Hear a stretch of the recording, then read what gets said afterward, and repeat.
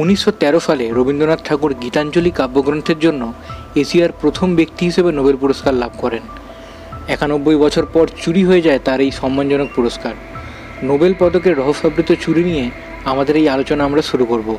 তবে আগে আমরা জেনে নেব রবীন্দ্রনাথ ঠাকুরের নোবেল পুরস্কার পাওয়ার গল্পটি। দ্বিতীয় পর্বে থাকবে তার এই নোবেল চুরির ঘটনা। 1912 খ্রিস্টাব্দের শুরুর দিকে রবীন্দ্রনাথ ঠাকুরের জাহাজে লন্ডন যাওয়ার কথা ছিল, কিন্তু তিনি অসুস্থ হয়ে পড়ায় এই পরিকল্পনা বাদ দিয়ে পদ্মা নদীতে নৌকায় বিশ্রাম নিতে শুরু করেন। এ সময় তিনি তার গীতাঞ্জলি কাব্যগ্রন্থ থেকে কিছু কবিতা সহজ ইংরেজিতে অনুবাদ করতে থাকেন। পরে গীতাঞ্জলির 53টি এবং গীতিমাল্য নৈবেদ্য সহ আরও 9টি কাব্যগ্রন্থ থেকে 50টি অর্থাৎ সর্বমোট 100টি কবিতার অনুবাদ নিয়ে একটি পাণ্ডুলিপি তৈরি করেন। সেই পাণ্ডুলিপি সঙ্গে করে কবি রবীন্দ্রনাথ 27 মে 1912-তে বোম্বাই থেকে বিদেশ যাত্রা শুরু করেন। যাত্রাকালে আরও কিছু কবিতা অনুবাদ করে তিনি সংযোজন করেন সেই পাণ্ডুলিপিতে। তিনি লন্ডনে পৌঁছান 16 জুন। 1911 খ্রিস্টাব্দে কলকাতায় চিত্রশিল্পী স্যার উইলিয়াম রডেনস্টাইনের সঙ্গে রবীন্দ্রনাথের পরিচয় ঘটে।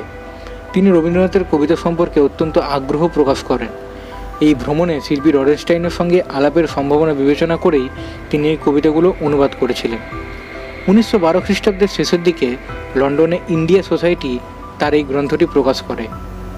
রডেনস্টাইনের মারফত কিছু কবিতা পড়ে কবি ইয়েটস রবীন্দ্রনাথের ভূয়সী প্রশংসা করেন। এই প্রকাশিত বইয়ের সং অফারিংসের ভূমিকা নিয়েছিলেন স্বয়ং কবি ইয়েটস। এই ভূমিকাটি ছিল একই সঙ্গে আন্তরিক ও যথেষ্ট প্রশস্তিমূলক। গ্রন্থটি প্রকাশের আগে তিনি সম্পাদনা ও প্রুফ রিডিংও সহযোগিতা করেছিলেন। কবিতাগুলো অনুবাদে রবীন্দ্রনাথ বেশ স্বাধীনতা নিয়েছিলেন। ভাবানুবাদের ওপরেই জোর দিয়েছিলেন কবি রবীন্দ্রনাথ। লেখক ও অনুবাদক একই হওয়ায় ব্যক্তি স্বাধীনতাও তার মধ্যে ছিল। কখনো কবিতাংশ সংক্ষেপিত করা হয়েছে অথবা কখনো বা সেরফ ভাবার্থ করা হয়েছে। কেবল কবিতার ভাব সম্পদকে অক্ষত রাখার ছিল রবীন্দ্রনাথের মূল উদ্দেশ্য। সেই বছরই 30 জুন রডেনস্টাইন তার বাড়িতে রবীন্দ্রনাথের এই কবিতাগুলো পাঠের ব্যবস্থা করেছিলেন। সেখানে উপস্থিত ছিলেন রডেনস্টাইন ও ইয়েটস ছাড়াও মে Sinclairs, Ernst rice, Charles Trevelyan ও প্রমুখ ব্যক্তিত্বরা। এরপরে কয়েকটি নৈশভোজের ব্যবস্থা করা হয় রবীন্দ্রনাথের বেশ কয়েকজন বিশিষ্ট ব্যক্তিত্বকে নিয়ে। এদের মধ্যে George Bernard Shaw, H G. Wells, Bertrand Russell ইত্যাদিরা ছিলেন উল্লেখযোগ্য।